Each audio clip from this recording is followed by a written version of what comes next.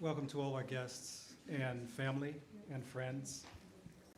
Welcome to alumni and all of those who have any level of investment in the Art Institute. Some of us have long histories of being here. Some of us just a few years or a few months or a few minutes. In any case, I'd like to welcome you all at this point.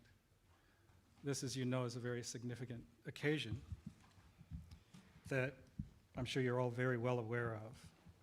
And in a way, I'm going to start to read now. In a way, I wanted to make it like smooth. It's not bad. It starts out kind of weird, but in a way, it's a kind of a eulogy. The inclination is to speak of hope. And indeed, I'm bound by my station to congratulate you on your accomplishment and to wish you well, and to speak of the stunning moments of the past and the bright, challenging future that awaits you. And so I meant to tell you about how our illustrious institution has prepared you to meet the challenges of a yet undefined future. That's what you get, usually, right? But the time for such optimism has passed. We stand in the face of the most formidable and the most terrible adversary, the unknown. But then again, as I reflect on what has transpired over these past months, what has become clear is that perhaps we have prepared you. We prepared you to fight. And you do so with eloquent finesse. You inspire us to continue to fight for who we were and who we are yet to be. So perhaps I was premature with my pessimistic cynicism, because as a terminal optimist, I'll continue to hope for the best until the very last moment, until all hope is extinguished. Even then, I'll continue to sift through what remains in an attempt to excavate and possibly enshrine a notion or an idea upon which we might begin to cultivate a new iteration of ourselves and a new vision with new ideas, to elevate, to articulate, to innovate, to formulate a framework within which we might cast the tools to forge the necessary educational pathways to meet the challenges of our evolving society. So perhaps these reflections could be about a passing, but I believe it's more about evolution. I believe it's more about the way that we communicate, and the significance of our school is not about entertainment or decoration, but about how you have all worked together and how the faculty and the staff and the students have come together to communicate not just new modalities of self-expression, but to lay the foundation for a unique educational practice that remains a singular exploration in the educational experience. So, upon reconsideration, perhaps this is not a eulogy. I rebuke myself, and perhaps some of those among us that believe that the Art Institute is past. To those individuals, it seems that our mission has yet to be fulfilled. But for so many of us know, the light, the flame that is the Art Institute cannot easily be extinguished. The Art Institute is not past. With every creative thing you do, with every innovative thought you have, with every passionate idea you attempt to communicate, the Art Institute is there, on every journey, with every problem you solve. In every friendship, we are joined in that eternal fraternity of creativity. In conclusion, we must thank you all. You all have made the sacrifice. You have fought your asses off. You have bled the commitment during what was to be a traditional course of education and an idyllic respite of creative exploration. This intellectual and inspirational oasis ignited into a proving ground, testing the limits of all of your resources. I could say we love you, but it's beyond that. It's beyond anything like that. Because what happens is we become what you make us. Through the course of your practice, through your experience, through who you are and what you do, you make who we are. You are building the foundation for our future.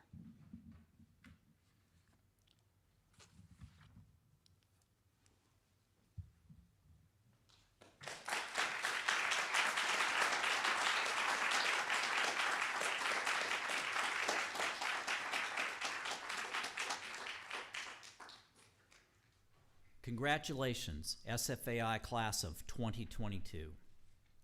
Each year, the school gives out the MacAgy Distinguished Achievement Award, which goes to a person, organization, or group that has made compelling contributions to the Bay Area art world.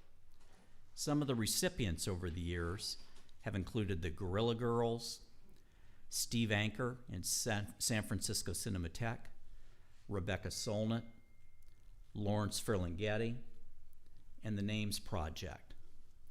And in that same spirit today, we honored the San Francisco beginnings of Art Forum magazine and its founding editor, Philip Leader, with this year's MacAgy Award. MacAgy served as the director of SFAI from 1945 until 1950. And then he ran off with faculty member Sidney Peterson and student Bill Hike to make movies with Orbit Films. His time at SFAI was relatively short, but made it count. MacAgy was only 31 when he took on the job, and he spent that time filling the place with youthful energy and new ideas. MacAgy had been a noted curator at the San Francisco Museum of Modern Art, presenting things like Sawdust and Spangles, a circus-themed exhibition that included sideshows and acrobats, indicative of his intention to transform museums from mausoleums to happenings. MacAgy did the same thing when he came to Chestnut Street, employing the three-ring circus concept. He made it a priority to create a free and lively environment at the school for students and for himself.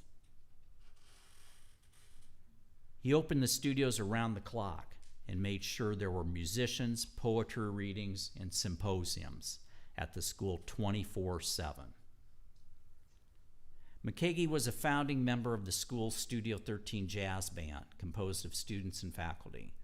MacAgy was the band's first drummer. He brought in a photography department headed by Ansel Adams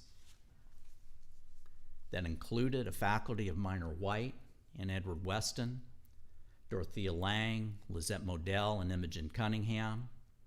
He started an avant-garde film program with Sidney Peterson. MacAgy developed a faculty that included Dor Bothwell, Richard Diebenkorn, Claire Falkenstein, and David Park, as well as Clifford Still and Mark Rothko. He brought in dozens of guest speakers like Frank Lloyd Wright and Marcel Duchamp. Minor White said the school went uncomfortably modern overnight. MacAgy created an environment where anybody could do it, where it was a good idea to let go, let your hair down.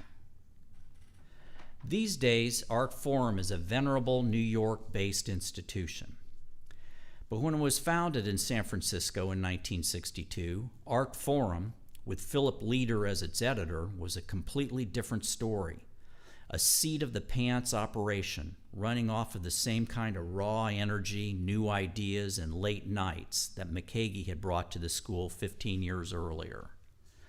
Its first cover showed the kinetic work of Jean Tinguely, and it included its mission statement, an artist magazine published in the West, but not only a magazine of Western art, but we claim the world of art as our domain. The magazine's finances were so uncertain that early issues didn't even have dates printed on their covers. It was too hard to know for sure when they might actually make it to press. And as editor in those early days, Philip Leader actually wrote many of the first letters to the editor under his own relatives' names. Letters also reflected publication screw-ups like this note from artist Lori Lawyer, whose artwork had been printed upside down. The magazine's iconic square shape was the work of graphic designer James Robertson, who was fresh out of art school at the time, had just started as a faculty member at SFAI. Art Forum's square format actually matches the square shape of the SFAI's college catalogs introduced at the same time. The San Francisco era issues of Art Forum included local ads for businesses attached to the art scenester community, like Enrico's North Beach restaurant and coffee house. Early art forums include a very nice paper trail of the San Fran art world with ads for local art venues, like the Bowles Gallery on Sansom Street, showing paintings by Nell Sinton. Jim Newman's Dilexi Gallery on Union Street, showing the 1961 Roy DeForest painting Possums for Peace. Articles from San Francisco included transcripts of a San Francisco Art Institute panel discussion in Studio 13 with Hassel Smith, Wally Hedrick, and others. And art forums supported art students like Miss Arlene Stimmel of Teaneck, New Jersey, winner of the first Art Forum scholarship to SFAI. San Francisco and SoCal artists received well-deserved attention in Art Forum's reviews. For instance, SFAI's Carlos Villa and Bill Geis were reviewed by the eminent art curator Walter Hopps, who wrote, "I mean to praise, not bury the young Villa and Geis when I say their work is impressively ugly and rugged." On the June 1963 Art Forum cover was the wonderful painting Flora by Joan Brown, which had been flipped left to right so as to fit with the magazine's title. And of course, an article by Philip Leader about Joan's work and the progress of the San Francisco mood. Another of Leader's favorite NorCal artists was Bruce Conner, as evidenced from this Art Forum table of contents, listing his essay about Conner's 1962 work. A July 1963 review of SFAI alum and extraordinary painter Bernice Bing was written by James Monte, who ran the gallery at the Art Institute. And of note, Bing is going to have a major exhibition this fall at San Francisco's Asian Art Museum, coinciding with Carlos Villa's retrospective. Art Forum's commitment to West Coast art was solid, as illustrated by this long essay on the SFAI annual exhibition in 1964. Even its ads from New York galleries had West Coast connections, like this of California painter Wayne Thiebaud's work at the Allen Stone Gallery, and of course misspelling Allen in their ad, the problems of the managing editor. And an advertisement very relevant to the political times, an art sale with the proceeds going to CORE, SNCC, and the NAACP. This 1963 cover, showing Duchamp's network of stoppages, is really about the West Coast, as the magazine is hustling the world's first Duchamp retrospective, organized by Walter Hopps at the Pasadena Museum of Art. Another early cover illustrating the California ceramics world, this piece by SoCal artist Ken Price.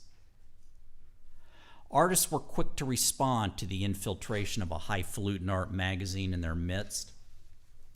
Riffing on the first year of the publication of Art Forum is Wally Hedrick's painting titled, in the lower right-hand corner, "Here's Art Forum."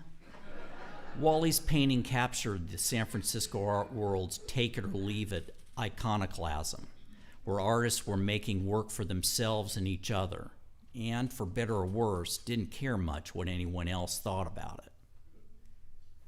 While San Francisco was the birthplace of Art Forum in 1962, it always had a very strong presence in SoCal and in LA.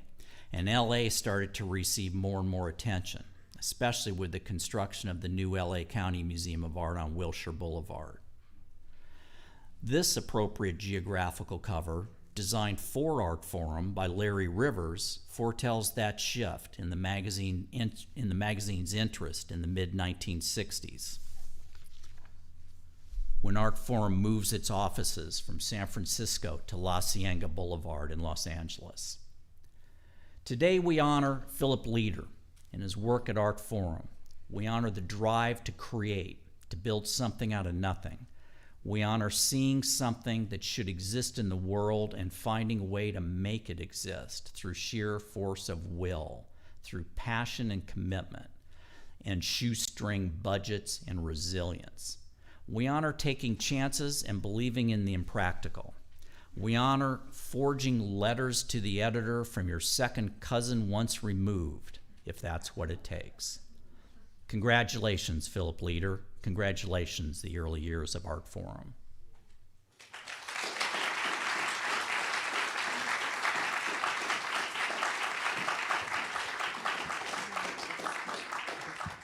Philip couldn't be here today. Jennifer's going to read a statement that he wrote. Thank you. Thank you, Ron. You betcha. And I know that Philip and his family are watching this live, and so this will be sent to him in honor of the Douglas G. MacAgy Distinguished Achievement Award. So this is en route to you, Philip, and I have your remarks to read. He asked me to share these remarks specifically for our graduating class today. I want to begin by saying congratulations to the graduating class of 2022. And thank you for this great honor. If I have, as the award says, made a compelling contribution to the public awareness of issues and ideas through the visual arts, then any one of you may have the potential to do so as well. For me, it began in finding my passion, a passion for art that yanked me from law school and plunged me into an entirely unexpected career. As the founding editor of Art Forum in the 1960s and into the 1970s, I had the enormous privilege of leading the discourse on subjects of art and criticism. I felt that I had my finger on the pulse of the most provocative art in the country and its issues. And I can tell you, it's possible to do that. And to navigate the thorny politics of that world without compromising your values, your sense of right and wrong, and your honesty in evaluating artists and their work. I also trusted my gut when it told me throughout my career when it was time to split the scene. That meant splitting New York in 1971, when the art world there no longer felt like my scene, and beginning my teaching career at the University of California in Irvine. And in 1989, that meant splitting the scene yet again, to teach at Israel's Bezalel Academy. Keeping my eyes open to opportunity, my professional life has been a series of adventures, sometimes requiring a leap of faith, which nearly always paid off. When an artist splits the scene, he faces the danger of disappearing, never to be heard from again. The same might be said of a critic, but I had the great fortune to love teaching, and that kept my voice alive for these many years since leaving Art Forum. And now there are moments like today that allow me to reflect on the lives that I may have touched through both my writing and my teaching. I know about them through cards and letters, many of them from students relating stories from around the world. Finding themselves in a museum in front of a particular painting and knowing how to look, how to love, and how to discuss the work.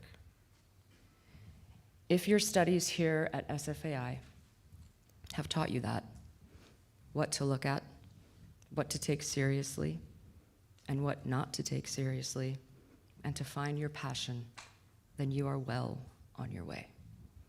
Again, my congratulations and best wishes to the graduates, and thank you for this honor.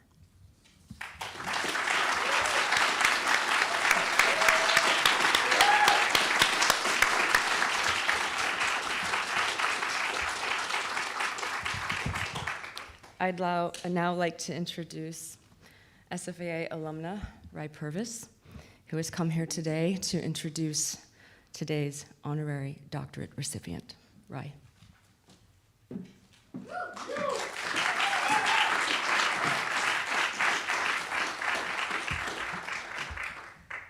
I'm so nervous, but Nancy Elkis is here, so I'm going to focus on you. It's the comfort. Okay. First of all, my name is Rai. I'm very appreciative to be here. I'm an alumni, but I also worked as a staff member for SFAI for like 10 years or something. And kind of like what Linda actually mentioned about 30 minutes ago, it feels like home here. And I'm very honored to introduce her. Over 60 years of dedication. The year was 1962. The Institute of American Indian Arts, otherwise known as IAIA, in Santa Fe had just opened up, proving soon to the world and Turtle Island that it would hold a centralized space for Indigenous and Native American artists from all media, all tribes, and all things to say, guided by Native American professors and artists alike. The year of 1962, a 15-year-old Linda Loma Hoftwa transferred to IAIA as her family had resettled in Phoenix. Linda is Hopi through her late father and Choctaw from Oklahoma through her mother. At the time, IAIA had a high school program which she attended, and it was through her mentor, instructor, and co-founder of IAIA, James McGrath, that she was influenced to start painting in her senior year.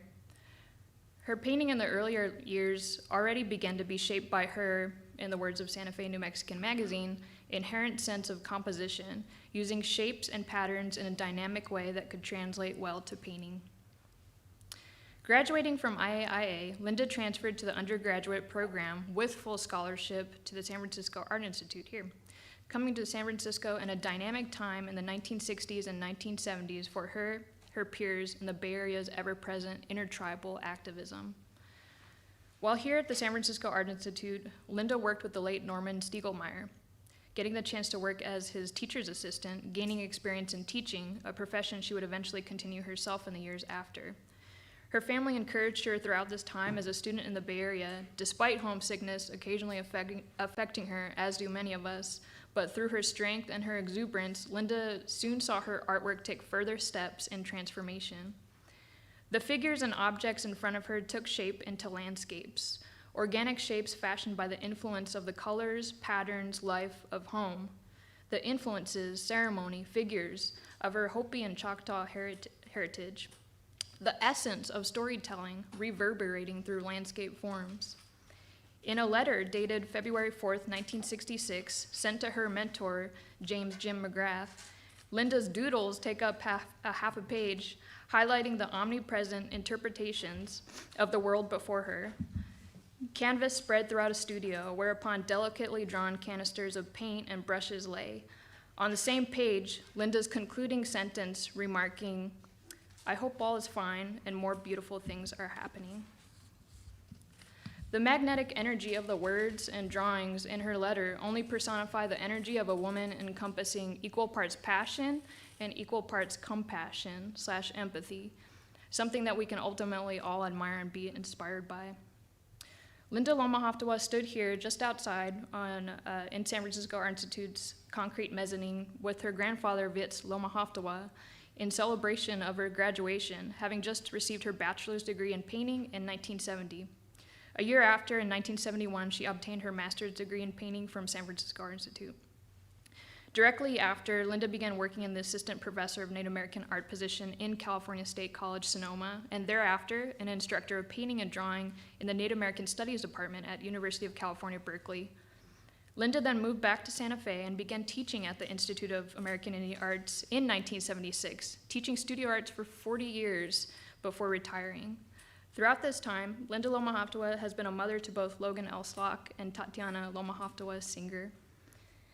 Selected exhibitions of Linda's expand across Turtle Island and include public collections at the Heard Museum in Phoenix, Arizona, the Wheelwright Museum of the American Indian Museum in Santa Fe, New Mexico, the Center for the Arts of Indian America, Washington, D.C., United States Department of the Interior and Indian Arts and Crafts Board, Washington, D.C., to name a few.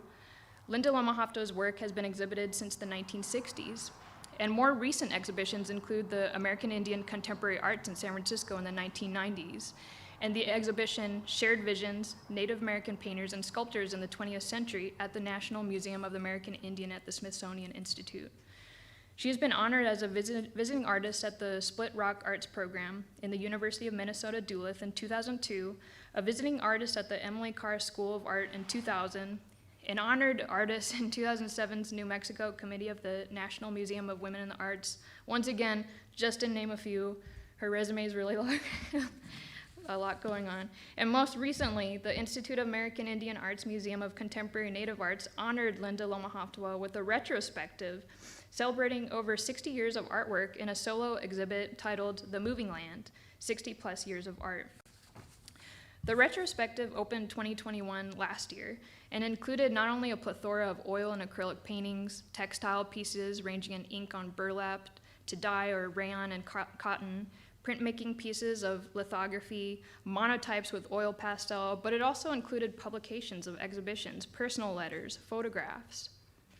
In what appears to have been a newspaper clipping, potentially from the 1980s, a noteworthy description of Linda Loma Hoftwa takes form to the passerby, the author remarking that, and this I quote, Linda returned to Santa Fe to teach painting at the Institute of American Indian Arts. After speaking with some of her students, it was evident that they consider her to be an inspiration to their own work. She has participated in over 40 group shows, has had many one-person shows, and is included in many collections. Her paintings in acrylic are well known, and soon now, her paintings on ceramic ware will also come into their own. When I saw them, it was as if they floated in space, creating universes of their own. End quote. Alongside the brilliance and introspectiveness of her solo work is equally dynamic work with collaborators. The retrospective highlighting pieces with Maidu Hawaiian Portuguese artist Harry Fonseca, or paintings with Thana Autumn, Navajo artist Delia Velasco, as well as collaborations with her late brother, Dan Loma Hoftwa. Linda's work in the 2000s accent her focus on monotype on paper. One in particular, called Dragonfly Mesa, welcomes the viewer to the mesa at twilight. Crescent moon floating atop as dragonfly figures adorn the mesa with appreciation, reverence, reciprocity. Her newest works in 2020 showcase a particular body of work with collage and acrylic on paper. One piece in particular, titled Healing Prayers for a Pandemic Universe, does feel like it floats in space. But rather than abstractly taking the viewer to a depth unknown, these forms instead provide warmth, comfort, a known, and a beauty that represent their own healing, a healing much needed for a world that could use it. When asked what's next, the ever-moving Linda Loma Hoftwa describes the next printing projects, the ambitions to continue with more residencies, the potentials and build-up in the retrospective as a traveling exhibit. There are endless possibilities with Linda Loma Hoftwa, and it is amongst this ever-moving artistic expression and determination that the San Francisco Art Institute is just now catching up with her. Representing not only 60 years of artistic expression, but 40 years of teaching and mentorship of Indigenous and Native American young minds, Linda Loma Hoftwa is an artist / mentor / mother / grandmother / human, full of compassion, humor, radiating aspects we can all honor her here today with the Honorary Doctorate at the San Francisco Art Institute.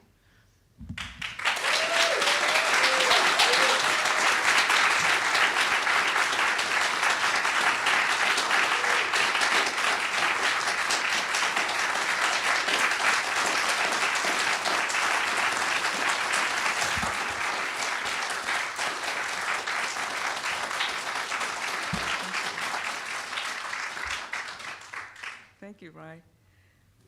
I would like to start with acknowledgments that we're gathered here today on the original homeland of the Ohlone people. I thank the original people who have existed in the Bay Area for centuries for keeping the spirit strong and guiding us. Halito, hello everyone. My name is Linda Loma Hoftwa. I'm Hopi and Choctaw.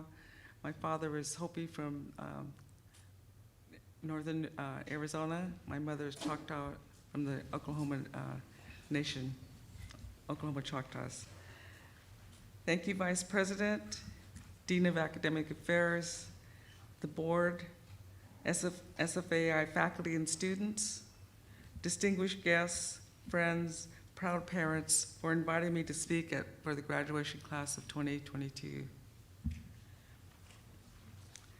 Congratulations to all the graduates who have stuck it out over the years, the past trying years, actually. Your achievements today are a demonstration to all of us how important it is to stay strong and keep going. I'm also deeply honored to be here today and humbled to receive this honorary doctorate degree of fine arts. It means a lot to me that I went to school here. I actually graduated sitting way up there in the corner with my master's degree. Being here again in the city brought up a lot of memories of when I first came, when I first started, and remembering how my parents came and dropped me off at the YMCA, or YWCA for women on Market Street, and it was really scary. It was traumatic, but once I knew I got to the campus, it would be okay, and it was. I knew that this is where I needed to be, the Art Institute. I needed to be here, and I was excited to make art. In the beginning, I remember meeting a bunch of new people, and at that time, I was the only person of color in most of the classes. My friend Robin Mitchell, who was in one of my classes, gasped when I told her that I was an American Indian. She had only knew about Indians on TV. It was culture shock for me and my peers, and I was in a bigger city and on my own without my family. I got homesick a lot. And then there were the instructors, Bruce McGaw, who was my painting teacher. I remember one of the first things he said to us when we were in class was, look around you, look to the person next to you, sitting next to you. And he said, out of this whole group, one of you, or maybe 2 or 3 of you, will make it in the art world. And I remember thinking at that time, well, I'm going to be one of them.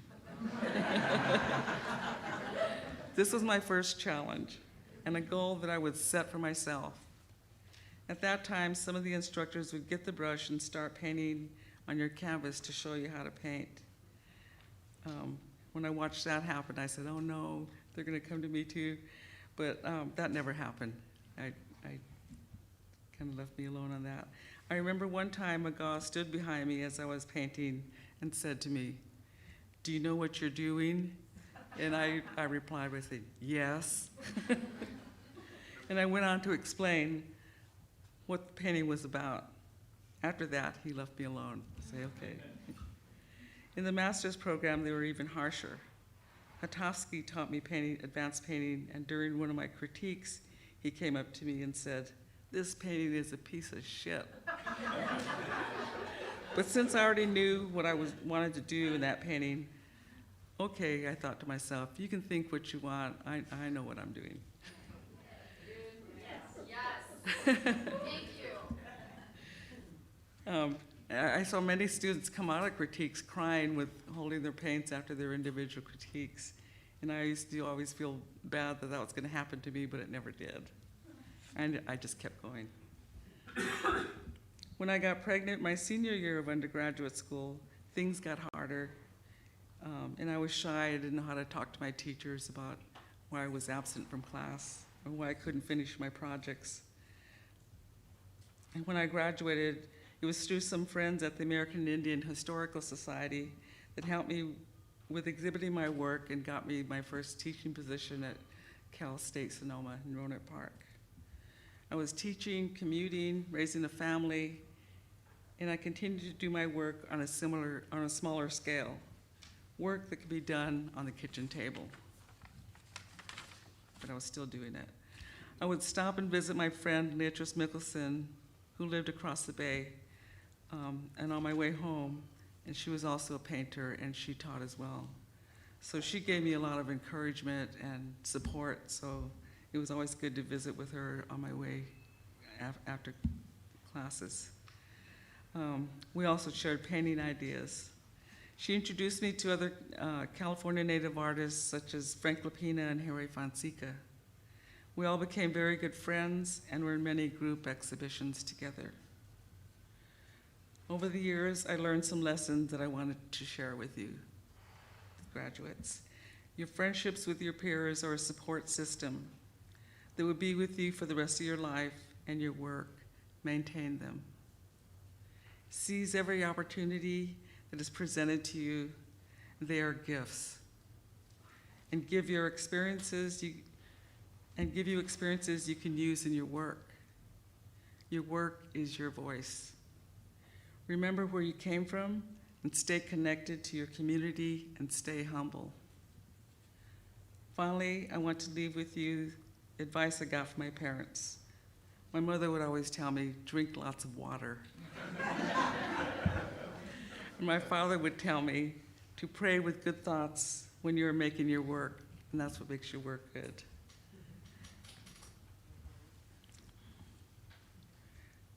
So to the graduates, keep up the good work. You are on the threshold of empowering the world with your art, and I stand ready with you. I hope to see you and your work someday again in the near future. Asklali, thank you.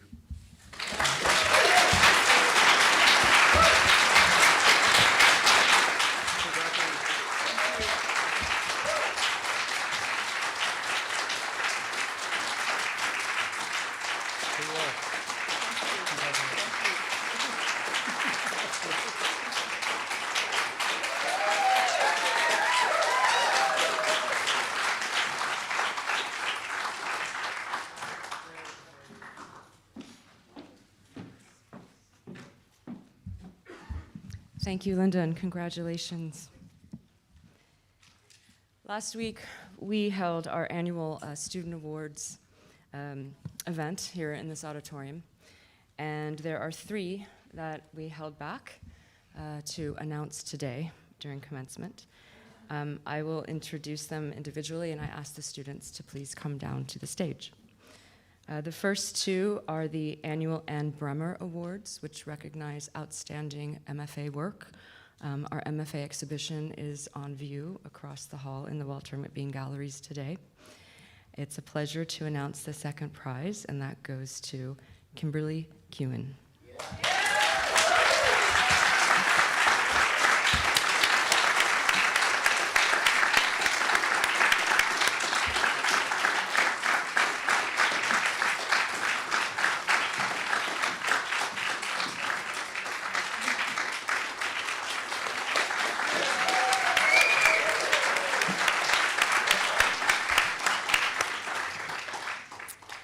And the first prize is Sandra Ramos Lorenzo.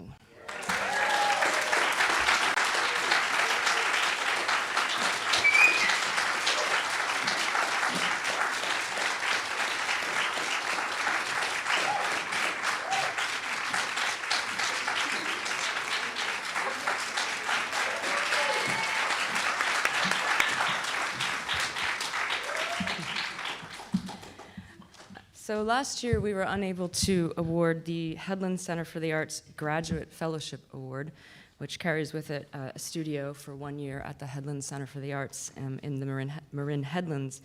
And so we opened up the nominations to students who both graduated last year and this year. And it is my honor. And I'm gonna shorten your name from 3 to 1 because we all know who Lex is.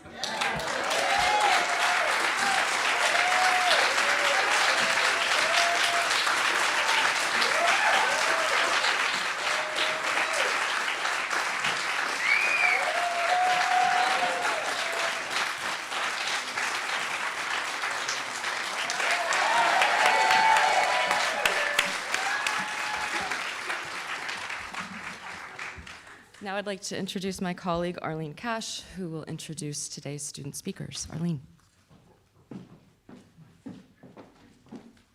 Thank you, Jennifer.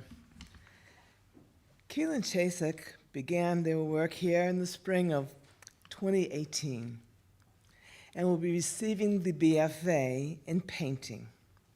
I'm honored to have this opportunity to invite them to the podium to give the undergraduate student speech.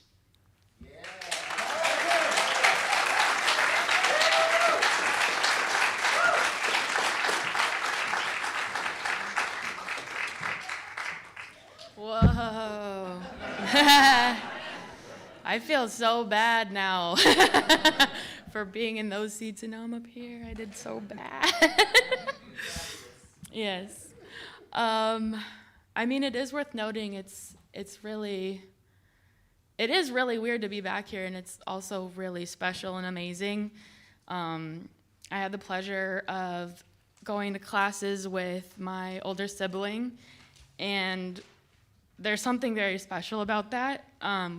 We have a bit of an age gap, and I'd never been able to study with her, and I just thought it was very amazing. As is normal for me, I'm having a hard time collecting my words on this. It's very important, and I feel very particular, and I also feel very bad at speaking as I am a painter. So I will start with some lyrics from Jerry Paper's song, Pause. In between is not my favorite place to be, but it's the only place I'm ever at. Life is transitions, in the middle of two things, but the things are middles too. How odd to be making a speech on beginnings, on what feels like another end of our degrees, but also potentially of SFAI as we have come to know it. But perhaps this is nothing more than another middle. We are sharing in a collective transition that has left many spun out and aware of where forward is. Like many artists before me, I followed the glowing light back to the Art Institute. All three present undergraduates, began our schooling elsewhere and felt drawn to study at SFAI. The Art Institute has long been the West Depot for forward-thinking individuals seeking the venue to dive deep into their curiosities and focus on making with as few barriers as possible. 800 Chestnut is known for fostering innovation and leaders, but no one person rises above the reputation of the Institute. The most beautiful part about being a person is just being a speck, to be a small part of something much larger than any one individual. It is a backing of spirit rather than ego, or at least that is the beauty I have been blessed to be a part of. The Art Institute is people. I'm sure you've heard that, but I cannot stress it enough, and I cannot overstate it.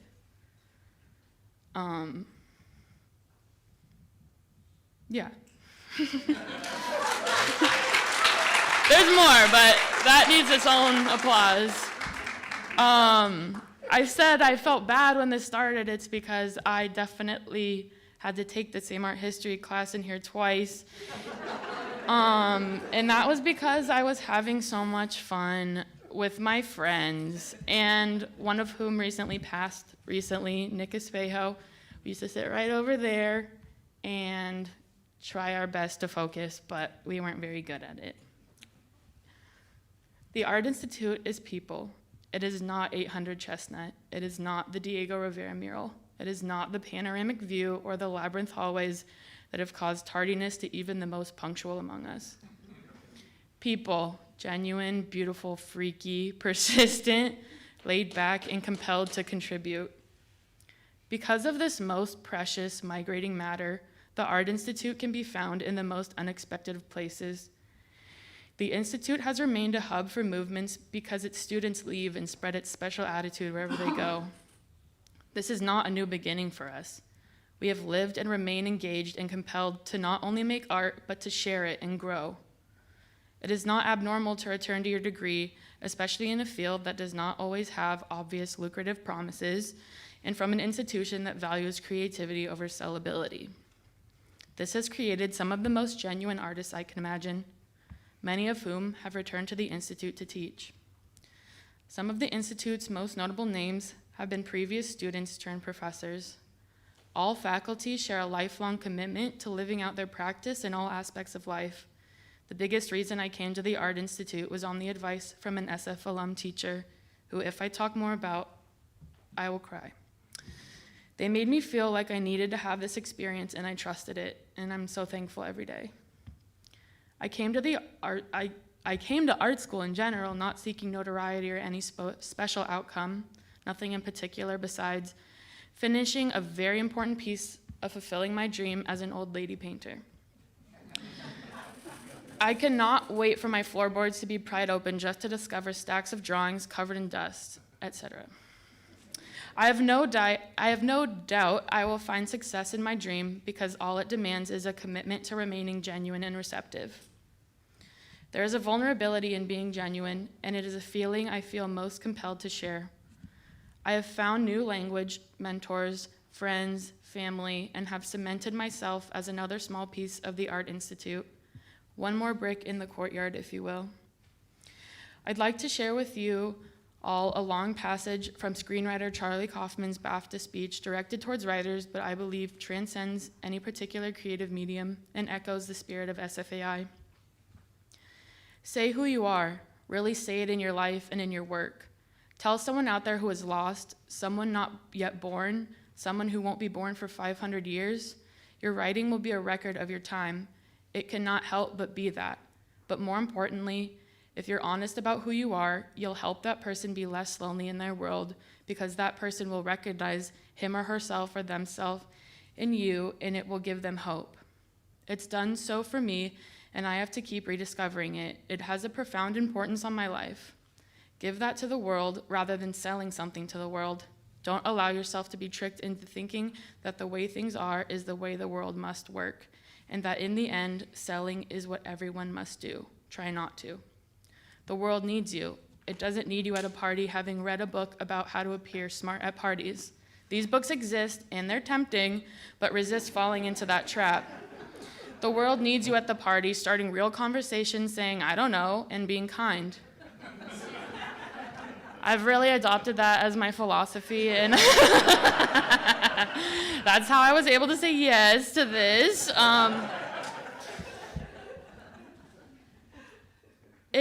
It takes so much courage to be the type of artist that succeeds in this place. It takes a lot of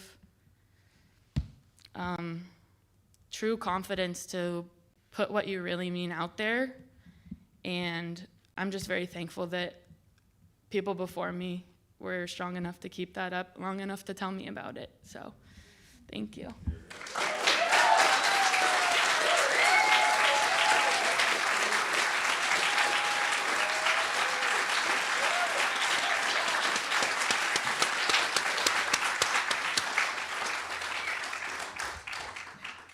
Fewer, truer words were spoken. Thank you. Kim Kewen began her work here in 2020 and has distinguished herself in the new genre, film, and art and technology studios. They will be receiving their MFA. I am honored to have this opportunity to invite Kim to this podium to present this year's graduate commencement presentation. Kim.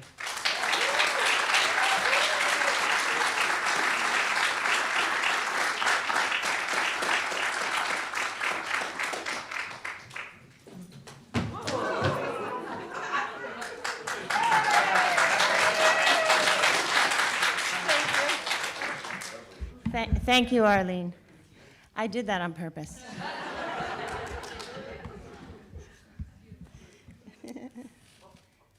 Uh-oh.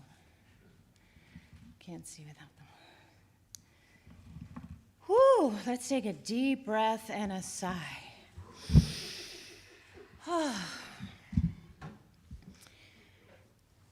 Time. It doesn't just tick away evenly. It fits and starts, slows down, and then runs away. And here we are, between worlds, in a mercurial moment in SFAI's history. It's painful. As I moved from the virtual world and into my 3D existence here, I encountered a community in shock. I was also just shocked to see anyone in the real world after 2 years on Zoom. Sandra, I felt like coming here. You exist. SFAI exists tentatively. I hold hope, but it's hard not to waver. Time flies, and time stands still. My time here has flown by, except the flight here, which was really felt long. This past 2 years, I was always pressed for time, but every precious moment has been worth it. The discourse in class and with my colleagues, fantastic, vibrant, contentious, heartfelt, edgy. I want to honor all my colleagues, those who are graduating, and those who are not yet. It has been a dream of mine to attend SFAI, and my time here has been a dream. I want to really thank the faculty and the staff here.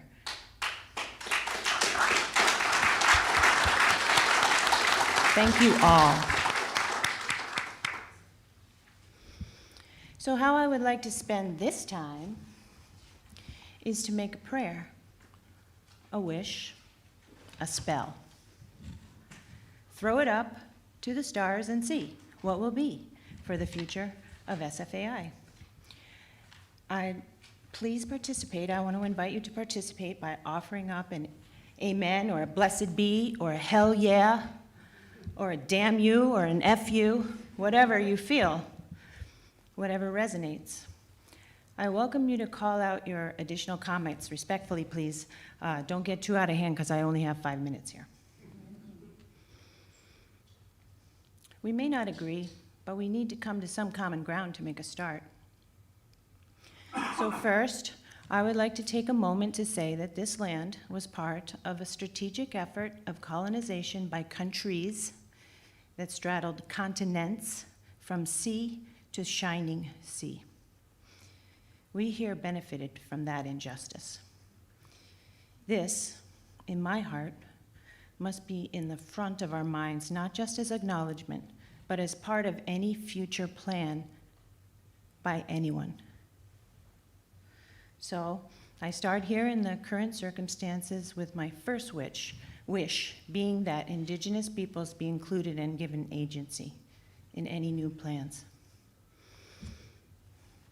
So currently, if it is meant to be, SFAI in its various locations has for the last 150 years been a place of creative expression and to learn the art of executing our visions.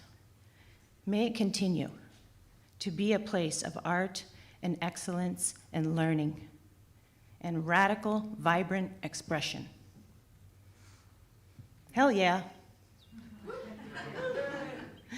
May it continue to house facilities, galleries, faculty, staff, and students that challenge status quo and innovate.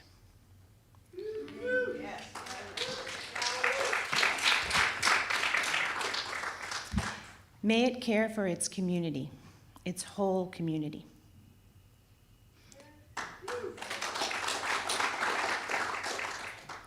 May it be prosperous. Independent.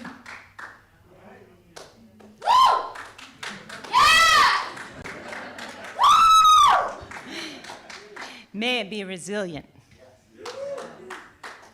Respectful. Have reciprocity.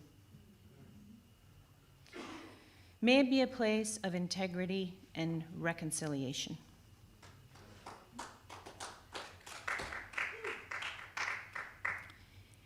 Provide scholarships, and support and may it support equity.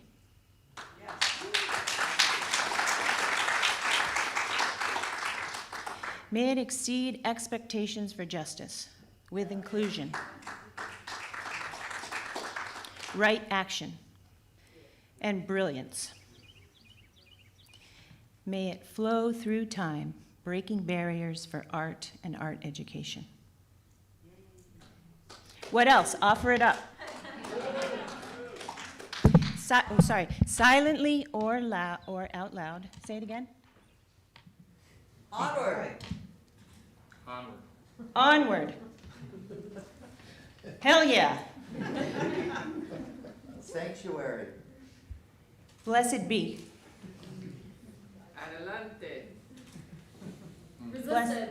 Blessed be. So mote it be. So mote it be. Anything else? Love. Blessed be. Strong. Blessed be. Let it be so. Creative. Let it be so. Weirdos. Hell yeah!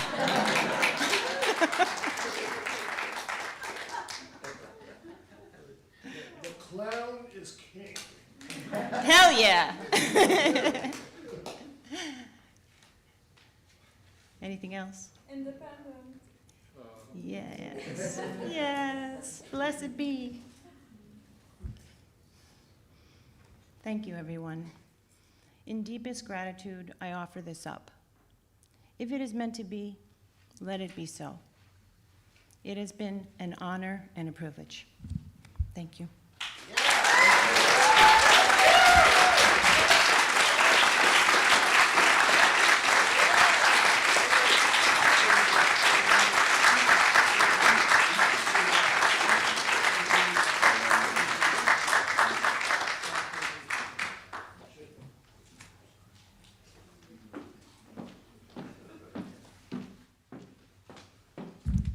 I'd like to just give another round of applause for Kellen and Kimberly.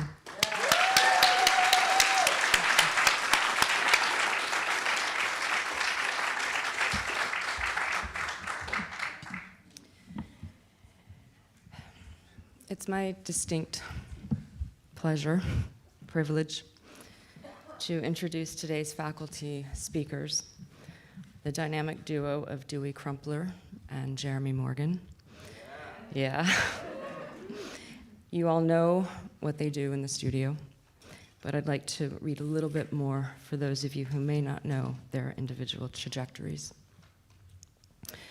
Jeremy Morgan's work as a painter is an exploration of philo-spiritual aspects of landscape and nature-based painting, referring in particular to Asian and Western traditions in relation to the concept of the abstract. This work is augmented by an increasing interest in the use of technological processes as a means by which, and allied with painting, one might reveal that which lies beyond mere appearance. Jeremy received his MFA in painting from the San Francisco Art Institute in 1985. He received a postgraduate diploma from the Royal Academy in London in 1982, and a CFA with distinction from the Ruskin School of Drawing at the University of Oxford in 1974. Recent exhibitions include East Wind from the West at the Silicon Valley Asian Art Center in Santa Clara, a solo exhibition at Sichuan Fine Art Institute Academy Gallery in Sichuan, China, and Imaginal Geographies, which is a solo exhibition at Art House Life in Ventnor, Isle of Wight, the United Kingdom. Dewey Crumpler began his artistic career in the late 1960s in the Bay Area. Together with Emory Douglas, he was part of a group of young Black artists that attended weekly meetings at the home of curator, artist, and art advocate Evangeline E.J. Montgomery. With Montgomery and her friend Elizabeth Catlett's help, Dewey studied mural painting in Mexico with Pablo O'Higgins and David Alfaro Siqueiros. In 1974, he painted the now iconic murals at George Washington High School in response to Victor Arnautoff's controversial Life of Washington works. Dewey has taught painting, among other things, at SFAI since 1989. I think it's fair to say anyone who took his jazz course were probably forever transformed. Dewey was the subject of a retrospective of tulips and shadows at the California African American Museum.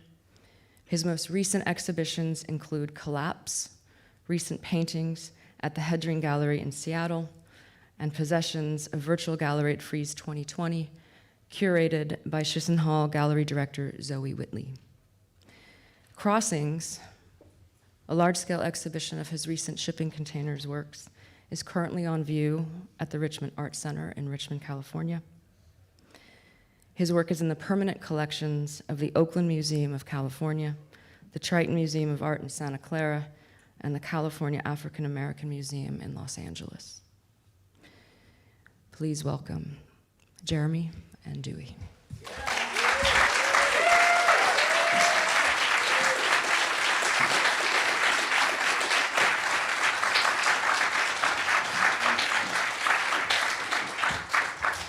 Okay. Hello, everybody. This is going to be a team effort. I thought I'd improvise until early this morning. I thought, what the hell was I thinking? So now I've written something, so forgive me for reading. But this is a truly important occasion. But I want to recognize the incredible speeches that preceded the ones you're about to hear. Indeed, And absolutely.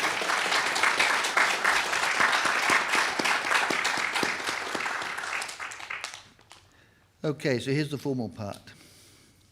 Good afternoon, and thank you for being here, and for being here at the Art Institute here and celebrating with us your achievements. Thank you for those that have supported you, your friends, family, and loved ones, those that believe in your quest. Thank you for helping us in the most uncertain of times. You were invited to us to come here because of your potential, and you are here today because you have realized that potential. On your journey as artists, this is an important step, this stage in your artistic development, and formally establishes your relationship to the history of this school in its 150th year. What this institution faces is truly uncertain, but what it has been to this point, there is no doubt. It has been a crucible, a center of learning, an aesthetic research institute, wherein research, exploration, and experimentation has occurred, in absorbing and redefining history and traditions, understanding the multiple trajectory of cultures that have and continue to form and inform the world. As art is shaped by the invisibility of consciousness and our own experiences with eyes open and closed, artists' experience transformed. Within this institution, you have been taught not by professional teachers, but by artists and practitioners. I lost my place now, 1 second. The trouble with reading. Okay, here we go. Keep going, do it. Need more energy. What the hell's happened to it? Okay, thank you. You are now more aware, sentient, and I, on behalf of my fellow colleagues, thank you for your spirit, endeavors, and achievements. History in this fantastic place. So again, I've lost my train of thought. Sorry. Thank you for being part of the institution and forming part of this history in this fantastic place. That is, in fact, so much more than a beautiful location, because it is a point of arrival and departure. Within time, you come in as one person and leave arguably as a changed one, with so much more information about what that person is. It is a transition from what was to what will be, and therein lies the true implication of your education, the transmission and absorption of knowledge, be it from teacher to student and from student to teacher. We learn as you learn. Humans have historically fundamentally recognized art in its artistic practitioners that are significant shapers of perception. When once art was synonymous with primal creative forces, shamanism, healing, so now in our multivalent world, in our chaotic political morass, artists have ever more important a role to play, to apply focus to issues of humanness, of empathy and respect, of love, generating through art deeper reflection in our current and eternal condition, We are in the throes of a certain kind of madness. We need to control the chaos in order to restore the sense of the role of sentience and the generative compulsion of creativity as a form of celebration of what is important by the force of meaningfulness. We challenge, you challenge us. It is an eternal, continuous exchange. At this point, because of the momentous occasion, I would like to mention a few of my colleagues, our colleagues as faculty, members of our community that are no longer with us. It is a very long list. I'm shortened it for obvious reasons, but I'm referring now from my own experience coming here in the early 80s, many of those people I met and worked with, both painters and beyond. And I don't, I cannot say all of the names, but these are people who I met and who left a great mark upon me and will be with me forever. Those who taught here before were Julie Satosky, Ivor Madrikoff, Carlos Villa, Sam Jakalian, Robert Colescott, Jim Pomeroy, John Collier, Richard Berger, Hank Wessel, Sharon Grace, Burkle Jones, Kushar, and many more.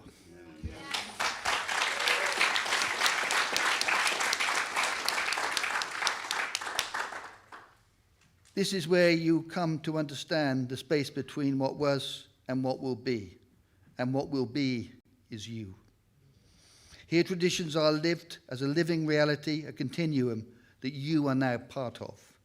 Congratulations and thank you.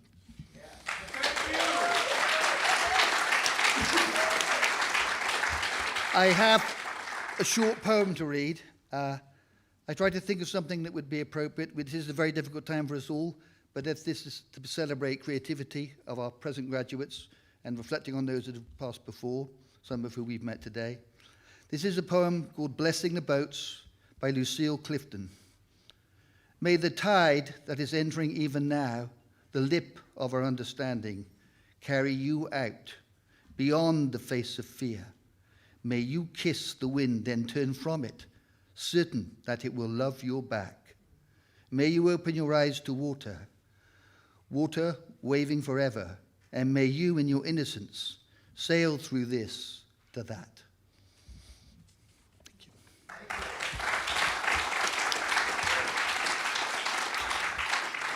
For the record, I recognize the artist. Lucille Clifton was the author of that poem, Blessing the Boats. Thank you. Well, first, let me say that I wish all of you all the great blessings that come from an experience like you have had at this school. I want to get personal because this school has meant a great deal to me. I was born in this school as an individual.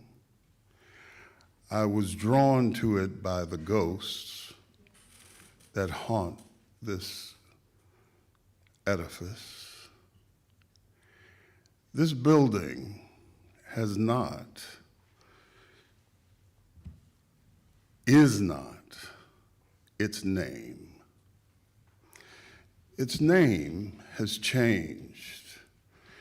There is no permanence to a building or a name.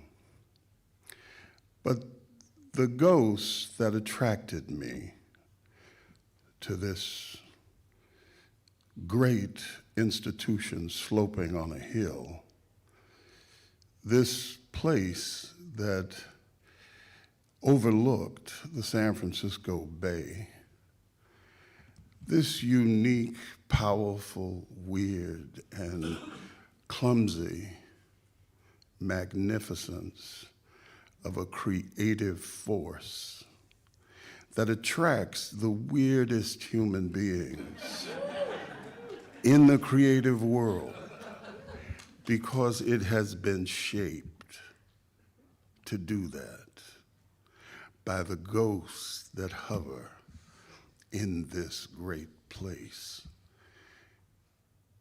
People, as was just said, make this place. Those individuals that we saw on those screens who have shaped like clay the very sinew of this place. This small place in Northern California has echoed waves of creativity that have moved, as was stated, throughout the world. It inspired magazines, Art Forum and Rolling Stone, just to be a couple. But again, it was individuals, people like you, who came through this place.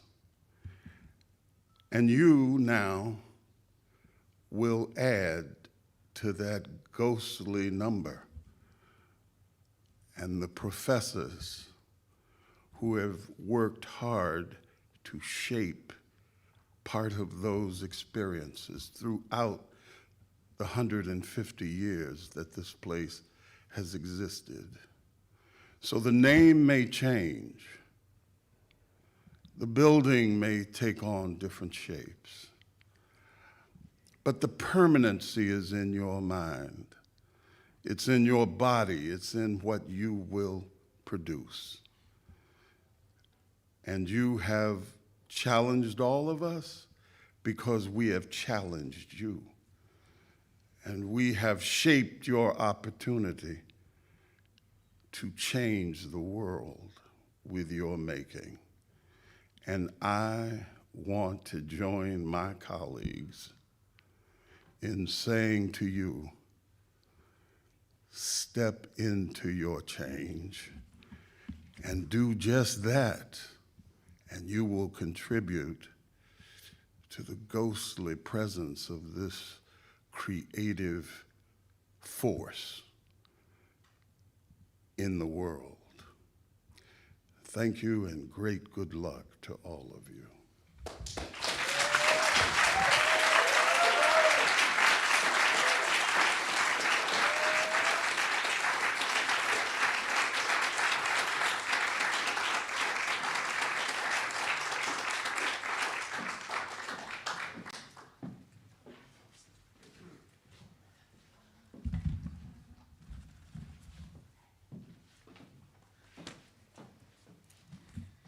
It is my great honor to begin the conferral of the degrees. If I might ask the artists receiving their Bachelor of Fine Arts degrees to step forward as I call their names. Kellen Chasik.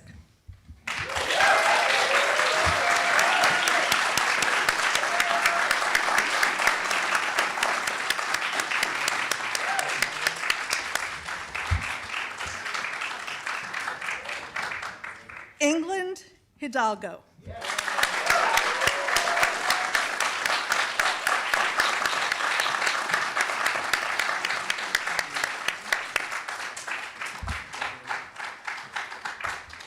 Barrett Moore.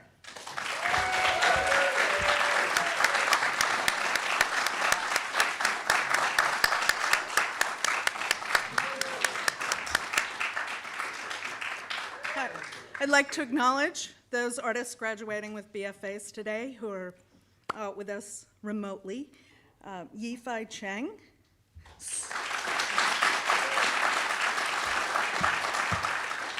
Sohail Haravi Mugadam.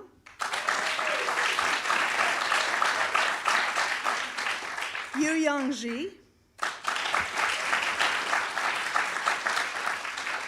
Holly Newton Kimball.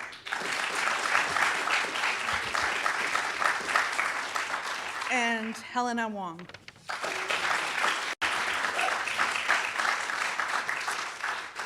Now I'd like to invite our artists graduating with Masters of Fine Arts to step forward as I call your names. Brian Birch.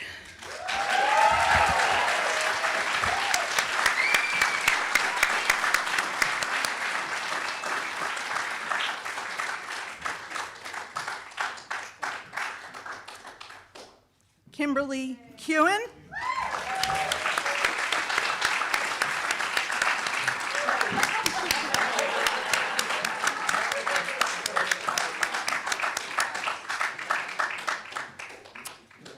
Michaela Mays.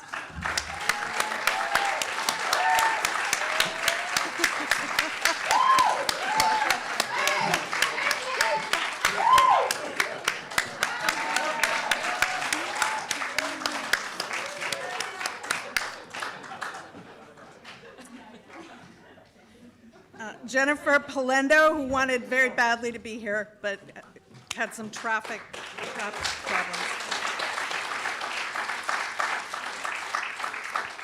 Sandra Ramos Lorenzo.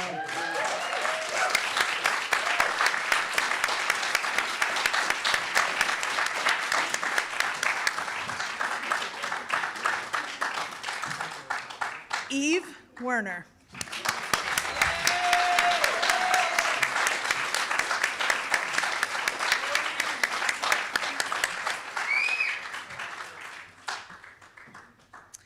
And Kyle Wilhite.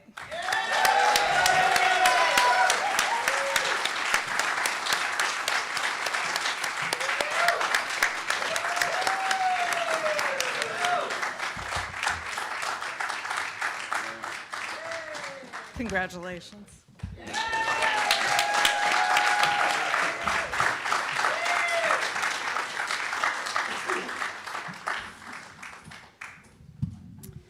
Okay, I think it's the moment you've all been waiting for. I would like to invite all of the degree candidates to come down to the stage and face the audience, please.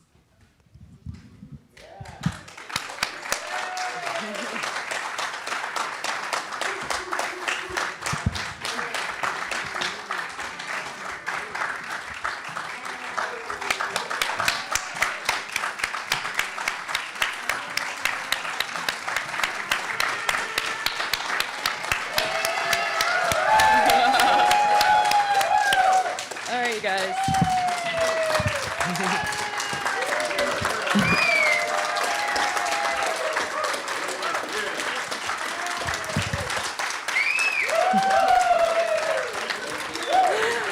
Okay.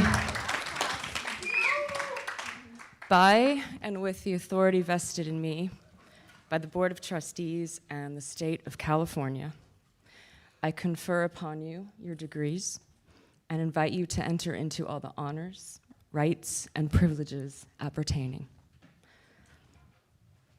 Family and friends, I present the San Francisco Art Institute graduating class of 2020.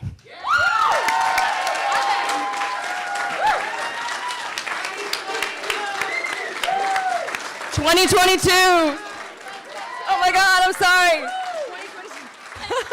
Thank you. 2022, make that clear.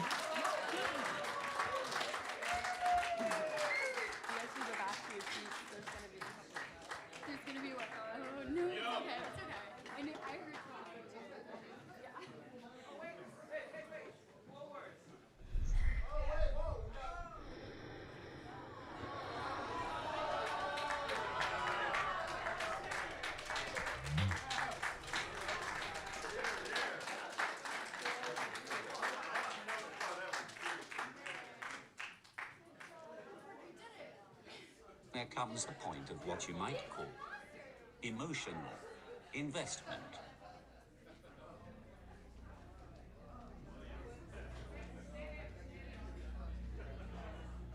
You are as extraordinary as trees, as extraordinary as clouds, the patterns in running water, the flickering of fire, the arrangement of the stars, and the form of a galaxy. That is you